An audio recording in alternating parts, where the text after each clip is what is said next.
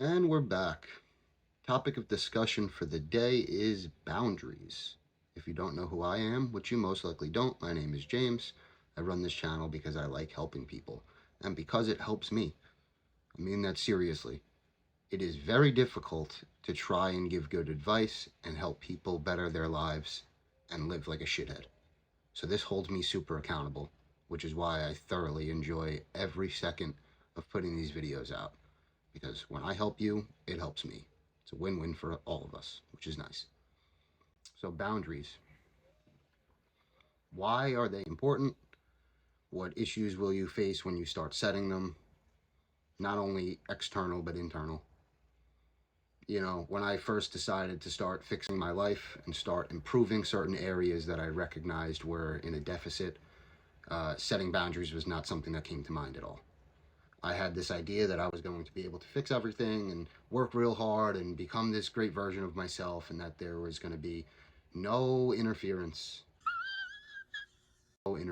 by people not behaving in a way that I felt was congruent to the trajectory I was on. You know, so the first real serious thought to have when it comes to deciding to set boundaries is that you are establishing a standard.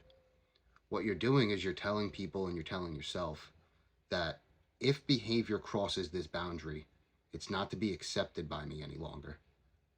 And with that, you have to have consequence. You know, as a kid, we all grew up, and, you know, if you do something you're not supposed to do, you got a, you know, slap on the wrist, you got a little spank on the ass, whatever it might be, some soap in the mouth. There was consequence for when boundaries were crossed. Yet as adults, when people cross our boundaries, most of the time, not only is there no consequence, but we actually sort of allow the behavior to continue. Stop it. Get some help. We really sort of, we develop a numbness to people crossing our boundaries. So when you set a standard and you set some boundaries and you determine that behavior that doesn't meet the standard, behavior that's crossed the boundaries, it's not for you any longer. What's the consequence? Meaning for you or for other people, right? So you might set some boundaries in your life that you don't allow yourself to do certain things anymore. Drink alcohol, spend too much time watching television, spend money uselessly. I mean, whatever it may be. What's the consequence for you? Are you holding yourself true to your word? Are you really, really, really abiding by the boundaries you've set? Yes, really. Really, really? Yes, really, really. Really, really, really? Yes, already, I'm good! Most of the time we're not. And then when it comes to outside people, what do you do when someone crosses a line in your life? When you tell someone you'll no longer accept behaviors, yet the behaviors continue. Now I gotta turn my back. If you don't have consequences, trust and believe the behaviors will continue. Right? So you have to really determine what it is you will either cut off, or what it is you'll stop participating in, or what it is you'll no longer entertain when a boundary is crossed in your life. The good news here is not everyone is out with malicious intent. In fact, most people aren't. Truth be told, most people just have real serious issues articulating their thoughts. Most people are under this assumption that everyone you speak to thinks like you think. Sadly, that's not the case. So what ends up happening is, because there's a lack of communication and because people have an inability to properly put together what they're trying to say, what it is they want. What do you want? What do you want? It's not that simple. What do you want? What ends up happening a lot of the times is when you set boundaries, you're able to walk people through it and you're able to learn what they want. Everyone gets to win, which is nice. Trust me, it's nice. And it does happen more often than you'd think. But don't let that delude you.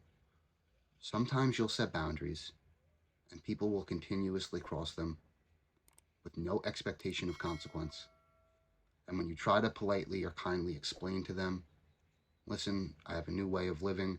I'm not accepting that anymore. I don't want to be a part of this anymore. I care about you so much. I'd like you to lift up with me. Some people just won't want to do it. And at that point, you have to be able to draw the metaphorical line in the sand. You have to be able to say enough is enough. You know, caring about people and loving people, it's the same thing as setting boundaries in your relationships with them. If there are no boundaries in the relationships you have with people and in the relationship you have with yourself, there is no love. When you care about someone, you want to see the best in them excel. Not the version of them that wants to denigrate into their couch and smoke pot, play video games, and hang out with their buddies. Not the version of them that wants to spend money instead of saving money so they could buy a house instead of renting forever. When you really care about someone, you set boundaries because you care. And it's a key thought to have. It's something that most people don't talk about, especially when they discuss boundaries. Boundaries is caring.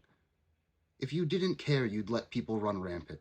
We all grew up around kids whose parents weren't present, and the kids did whatever they wanted. They got into trouble. They got in school with the law, etc., etc. How much did the parents care?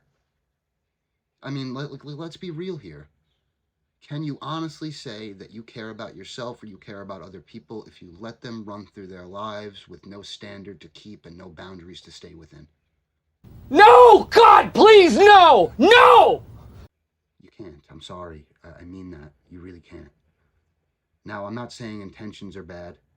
What I am saying is that if you plan on making your growth actionable, if you plan on setting boundaries realistically, if you plan on actually improving, you have to get comfortable with the fact that loving people is difficult. Loving yourself is difficult. It's not some, sweet and soppy thing that they make it out to be. It's hard work.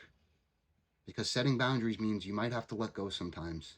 You're going to be the person who has to have the hard conversations. It's for the better. So what boundaries do you set in your life? Right? When's the last time you sat down with yourself and said, no more, I'm done with this shit? And kept the promise? When's the last time you sat down with your loved ones and said, hey, listen, I care about you so much, I can't see you continue to kill yourself like this. I can't accept this behavior from you any longer. And if you continue, this happens. We won't speak, etc., whatever it may be. I would almost bet that many of us haven't sat down in a long time and really decided to test ourselves with the boundaries we're not only able to set, but how willing are we to keep them? It's food for thought. Because truth be told, your life cannot improve if you do not set boundaries.